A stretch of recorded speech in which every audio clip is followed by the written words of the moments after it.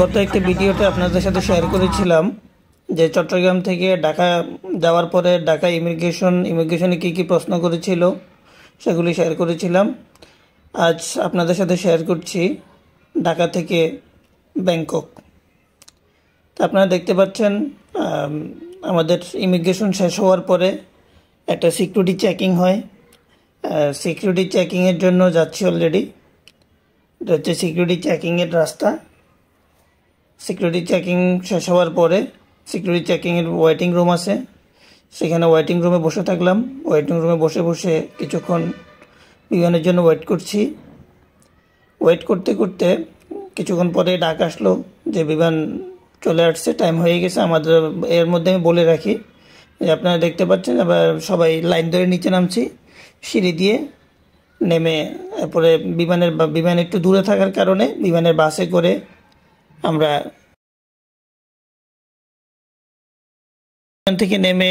বাস থেকে নেমে বিমানে উঠছে।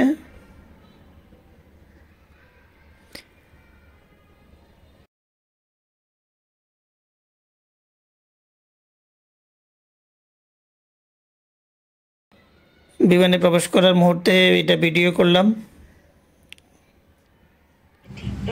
সবাই যার যার সিটে বসার প্রস্তুতি নিয়ে নিচ্ছে। সবাই একটাই গন্তব্য ব্যাংকক। কেউ যাবে ঘুরতে।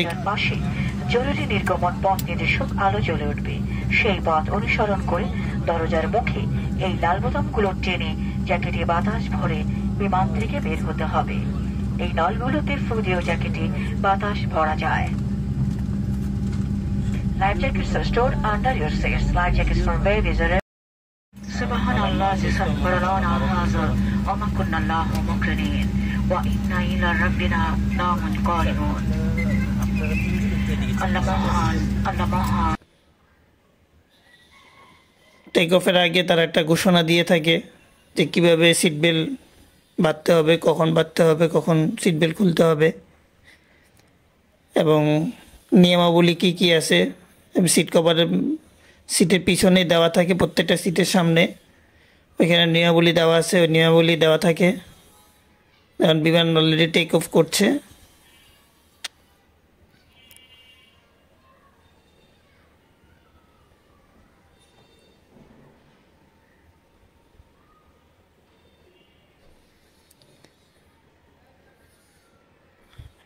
যাই হোক, যেতে যেতে আপনাদের সাথে কিছু জিনিস শেয়ার করি। তার মধ্যে হচ্ছে বিশেষ করে বাংলাদেশ ইমিগ্রেশন পুলিশ, আপনি যদি ফার্স্ট টাইম থাইল্যান্ড অথবা কোথাও যেতে চান সেক্ষেত্রে আপনাকে কিছু প্রশ্নের সম্মুখীন হতে হবে।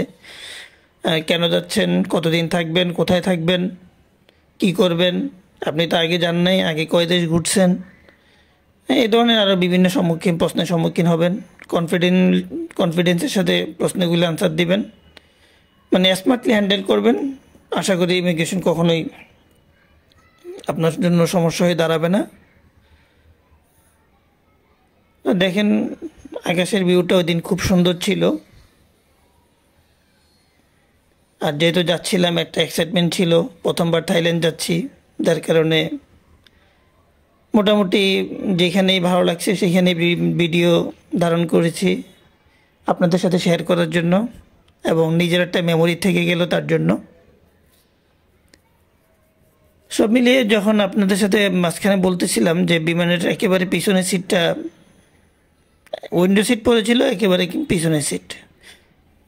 দুর্ভাগ্যজনক হলেও সত্য যে আমি ওদেরকে বলেছিলাম যে আমি এবং আমার সাথে আরেকজন ছিল, আমরা দুজনেই ফার্স্ট বোর্ডিং পাসটা নেই, টিকিটটা নেই। কিন্তু তাদেরকে যখন জিজ্ঞেস করলাম যে প্রথমে আসলে তো ভালো সিটটা পাওয়ার কথা, তা আপনারা আমাদেরকে একেবারে লাস্টের সিটটা কেন দিলেন? তখন তারা বলল যে বাংলাদেশ বিমানের নিয়ম হচ্ছে যে আগে পিছন থেকে সিটগুলো ফিল আপ করে সামনের দিকে আসতে হবে। ইম্পর্টেন্ট, এটা হচ্ছে ইম্পর্টেন্ট। আপনারা যারা বাংলাদেশ বিমানে ভ্রমণ করবেন চেষ্টা করবেন সামনের দিকে, মানে মাঝখানে অথবা সামনের দিকে সিটটা নেওয়ার জন্য। আর যদি নর্মালি টিকিট কেটে নর্মালি যান এবং একটু আগে আগে চলে যান, সেক্ষেত্রে আপনাদের জন্য এইটাই মাথায় রাখতে হবে, জায়গায় গেলে আমাদেরকে পিছনের সিটটাই দিবে। পিছনের সিটে বসে মনে করেন আপনার বিভিন্ন ধরনের ওয়াশরুম জন্য আসে, লাইন ধরে থাকে, একটু বিরক্তিকর আর কি, সামান্য একটু বিরক্তিকর। তারপরে সিটটা থাকে অনেক ছোট, আর মাঝখানের সিট যেটা থাকে, মাঝখানের সিটটা থাকে অনেক বড়, আপনার লেগ স্পেস পাবেন অনেক বেশি, যার জন্য চেষ্টা করবেন মাঝখানের সিট নেওয়ার জন্য অথবা সামনের দিকে নেওয়ার জন্য।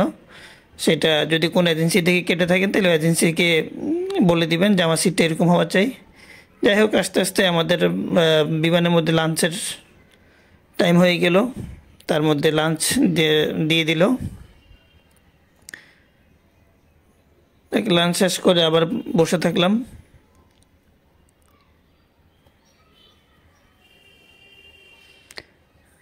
অলরেডি আমাদের কিছুটা প্রাকৃতিক দুর্যোগের মধ্যে দিয়ে যেতে হচ্ছিল, কারণ বাংলাদেশ থেকে যখন আমরা টেক অফ করি তখন আকাশ ছিল ফুল ক্লিয়ার। যখন আমরা থাইল্যান্ডের কাছাকাছি পৌঁছে গেলাম তখন দেখলাম বিমান পাইলট ঘোষণা দিচ্ছে যে আকাশের পরিস্থিতি ভালো না, আমরা একটা প্রাকৃতিক দুর্যোগের মধ্যে আসি, তাহলে আমাদের প্রাকৃতিক দুর্যোগের মধ্যে যাওয়ার সময় আমরা সবাই সিট বেল্ট বেঁধে রাখবো, এ ধরনের একটা ঘোষণা দিচ্ছিল। তো দেখতে দেখতে তার মধ্যে বিমান খুব ঝাঁকুনিও দিয়েছিল, যেহেতু সবাই ওঠার সময় দোয়া পড়েছে। এটা বিমানে চললে যারা চলেন প্রায় সময় এটা দেখবেন যে প্রাকৃতিক দুর্যোগ হলে একটু সমস্যায় পড়তে হয়। প্রাকৃতিক দুর্যোগ কেটে যাওয়ার পরে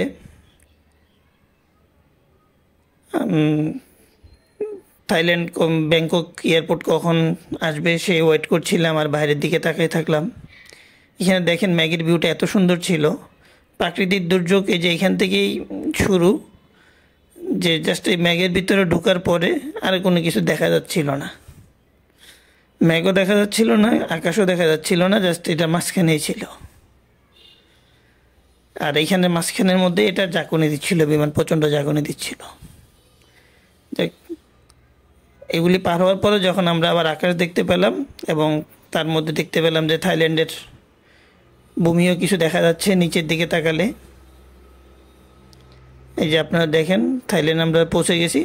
তখন আমাদের পরিস্থিতি ছিল এরকম যে কিছুক্ষণ বৃষ্টি, কিছুক্ষণ রোদ, এবং পাইলট ঘোষণা দিয়ে দিয়েছিল যে এখন এখানে আপনাদের এখানে ব্যাংককে অলরেডি বৃষ্টি হচ্ছে, তা আমাদের ল্যান্ডিংয়ে একটু সময় লাগবে, যে জন্য ল্যান্ডিংয়ে বেশি না, আপনার 2.5 ঘন্টা লেগেছিল পৌঁছাইতে। তো ল্যান্ডিংয়ের সময় কিছুক্ষণ রাউন্ড দিয়েছিল উপরে, যেহেতু ক্লিয়ারেন্স পাচ্ছিল না এবং আকাশ ভালো ছিল না।